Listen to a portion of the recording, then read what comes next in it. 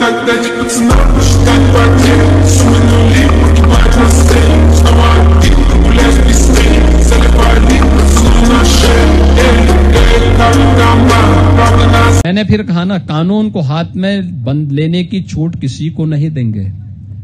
अगर हिंदुस्तान में रहेंगे तो हिंदुस्तान के प्रति उन्हें नतमस्तक भी होना पड़ेगा। हिंदुस्तान के प्रति उन्हें हर हाल में अपने सम्मान को व्यक्त भी करना पड़ेगा।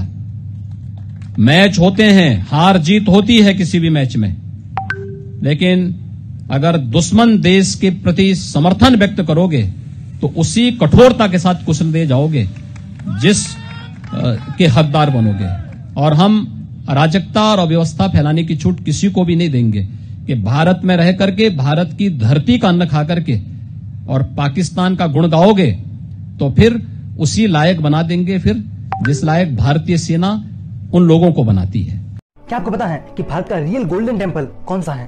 पंजाब के स्वर्ण मंदिर को गोल्डन टेम्पल कहा जाता है, लेकिन तमिलनाडु के वेल्लोर नगर के मलाईकोडी पहाड़ों में स्थित महालक्ष्मी मंदिर, जिसे दक्षिण भारत का स्वर्ण मंदिर कहा जाता है। अमृतसर के स्वर्ण मंदिर की बात करें तो इसमें 750 किलो की सोने की छतरी लगी है, लेकिन इस मंदिर में 15,000 किलो सोने का उपयोग हुआ है। वह यहाँ भारत की प्रमुख नदियों का जल लाकर सर्व तीर्थम सरोवर बनाया गया है। हम कह सकते हैं कि भारत में एक नहीं 2 गोल्डन टेम्पल है।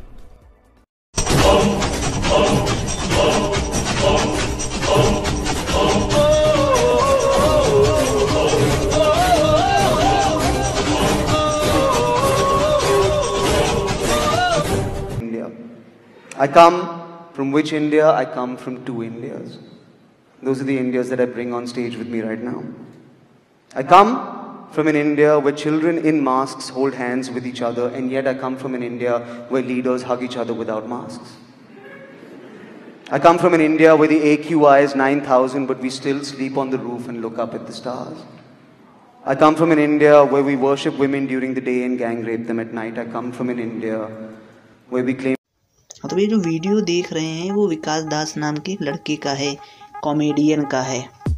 आप इसके इंस्टाग्राम पे जाइए और फॉलो नहीं, रिपोर्ट करिए और इसको वहाँ से भी ख़त्म कर दीजिए, क्योंकि जिस तरीके से इसने इंडिया की बेइज्जती करी है यूएस में जाके, वो बहुत ही अलग लेवल की है इनकी।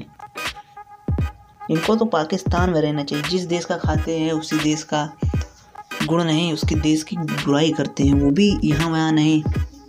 कसम से अगर ये भारत में होता है ये पक्का मारा जाता है, लेकिन अब ये वापस तो आएगा। उसके खिलाफ कंप्लेंट रजिस्टर हो चुकी है और यहीं पे अमेरिकन लोग बैठे हैं, उनको ये नहीं समझ में आ रहा है कि क्या बोल रहा है।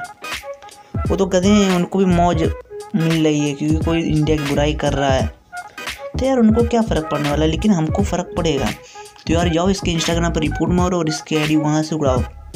और हाँ, लाइक और सब्सक्राइब जरूर करना क्योंकि 2000 सब्सक्राइबर के करीब है हम लोग। जय हिंद, जय श्री राम। तो मिलते हैं अब नेक्स्ट हमारी बेटी के अंदर आत्मा है। इरिगेशन से लेकर के इंडस्ट्री तक, सोशल इंफ्रास्ट्रक्चर से लेकर के रूरल इंफ्रास्ट्रक्चर तक, रोड से लेकर के पोर्ट तक और एयरवेज से लेकर के वाटरवेज तक हमने अनेक ऐसे इनिशिएटिव लिए हैं। गत 5 वर्ष में देश ने देखा है और लोगों ने जब देखा है तभी तो यहां बिठाया है ये।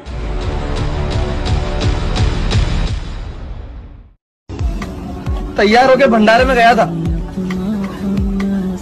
अंदर गया तो हलवा खत्म और बाहर आया तो चप्पल गायब।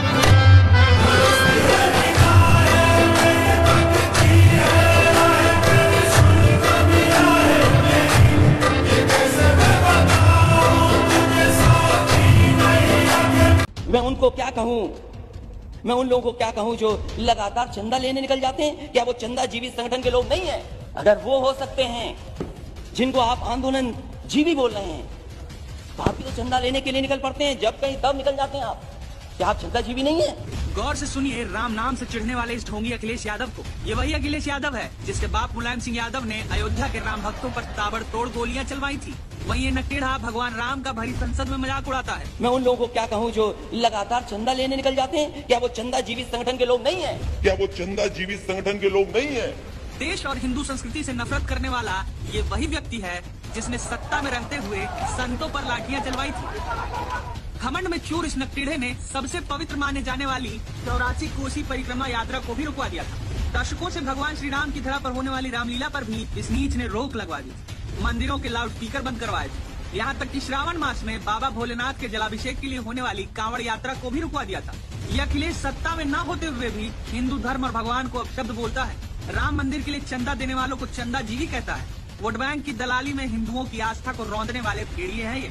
फर्जी सेकुलरिज्म का चोला ओढ़े हिंदुओं पर प्रहार करने वाले पापी अखिलेश, तो ये मत भूल यूपी तेरे इस पाखंड को पहचान चुकी है। तभी तो यहाँ की जनता ने तेरे कुकर्मों का हिसाब झूठ समेत कर दिया था और बता दिया था कि अगर ऐसी गलतियां दोबारा की तो तेरा इससे भी बुरा हश्र होगा। ये उत्तर प्रदेश है, इसकी अस्मिता के साथ खेलने वालों को बख्शता नहीं है।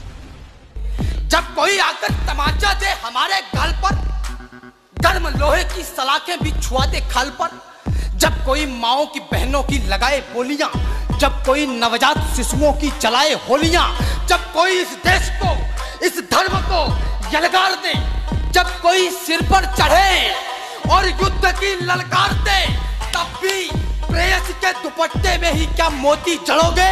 अरे युद्ध लड़ना पड़ गया तो क्या दुपट्टों से लड़ोगे? जय श्री राम आप सभी को। आज बिरगांव नगर निगम में 200-300 से भी ज्यादा की संख्या में लोग आए हैं जो कि एक पुस्तक बांट रहे हैं, गीता। दिखाओ भैया उनका गीता दिखाना। गीता दिखाओ तो भैया हो रहा गीता। हाँ ये गीता है, पूरा हूबहू गीता के रूप में गीता लिख करके लोगों में बेचा जा रहा था 20 रुपए 30 रुपए अलग अलग रेट में पूरे बिरगांव नगर निगम में घूम कर, और जब पकड़े तो उसको फ्री में दे रहे थे। और दूसरा चीज इसमें लिखा क्या है वो देखिए, देवी देवताओं व तीनों गुणों रजगुण ब्रह्मा, सदगुण विष्णु, तमगुण शिव की पूजा करना तथा भूत पूजा, पितर पूजा, श्राद्ध निकालना मूर्खों की साधना है। ये गीता में लिखा है, ऐसा इनका कहना है, इस पुस्तक में ये लिखा है। अच्छा वो दूसरा चीज आप देखिए, मैं आपको ये कैमरे से दिखा दूं। कबीर हरि के नाम बिना नारी कुतिया होए, गली गली भौंकत फिरे, टूक न डाले कोई। नारी कुतिया है, ये गीता में लिखा है। मतलब इन्होंने गीता बोल करके कि हम गीता बेच रहे हैं, और गीता के अंदर क्या क्या लिखा हुआ है, इस प्रकार की पुस्तकें ये बेच रहे हैं हिंदू धर्म को बदनाम करने की, और हिंदू धर्म को एक झूठा धर्म और घृणित करने का कार्य इनके द्वारा किया जा रहा है। पूरे बिरगांव नगर निगम में ये उतरे हुए हैं आज। ये देखिए, ये क्वेश्चन पूछ रहे हैं, ब्रह्मा विष्णु महेश के पिता कौन है? जब मैं इनसे पूछा तो इनको नहीं पता है। आप सभी से आग्रह है, ज्यादा से ज्यादा